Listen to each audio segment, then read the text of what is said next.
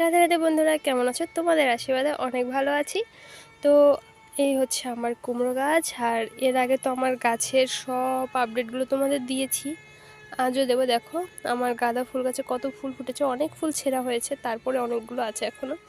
তো এর আগে দেখিয়েছি যে কুমড়ো গাছে ফুল এসেছে, আবার মেয়ে ফুলও হয়েছে। তো আজকে দেখাবো কুমড়ো হয়েছে কিনা। তো তোমাদের প্রথম থেকেই দেখাই। তো এই যে দেখো, প্রভুর কৃপায় এই একটা কুমড়ো হয়েছে। আর এইদিকে এই যে ছোট্ট একটা কুমড়ো, এখনো বড় হয়নি। আর এইখানে এই যে একটা কুমড়ো আছে। আর এই একটা, এটা দিয়ে গেল 4টা। তো দেখি আরও আছে কি না।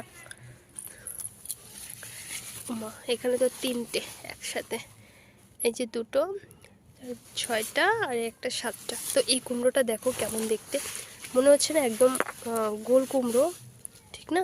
আবার অনেকটা লাউর মতো মনে হয়। দেখো গোড়াটা কেমন, একদম সরু, আর আগাটা গোল। এই যে আজকেও ফুল ফুটেছিল, ছেঁড়া হয়নি। তো 7টা গিয়েছে, এই একটা 8টা, আর এই যে একটা, এটা হচ্ছে 9টা। তো প্রভুর কৃপায় আমার গাছে 9টা কুমড়ো হয়েছে। আরও অনেক ছোট ছোট ফুল আছে, এখনও ফোটেনি আর কি। যেমন এই একটা ফুল আছে, দেখলে, এটা এখনও ফোটেনি। এরকম আরও আছে। আর এই যে একটা নষ্ট হয়ে গেছে, মরে গেছে।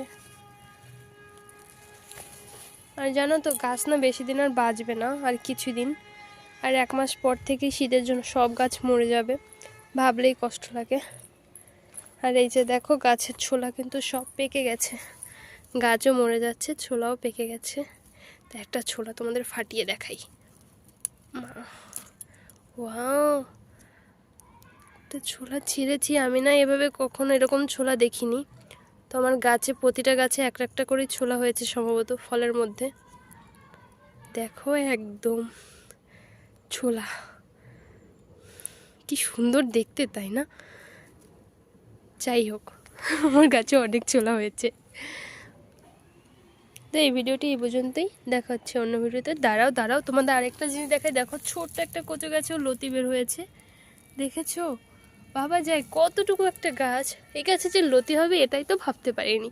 তো এই ভিডিওটি এই পর্যন্তই, দেখা হচ্ছে অন্য ভিডিওতে। টাটা।